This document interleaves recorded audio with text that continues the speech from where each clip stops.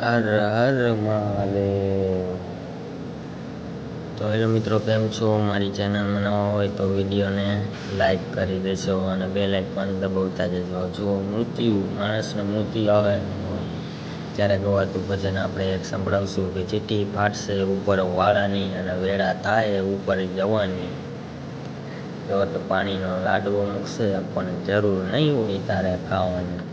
કહેવાય છે ને કે મરી પછી ભેગું લઈને જવાનું નથી, ભેગું લઈને આવવાનું નથી.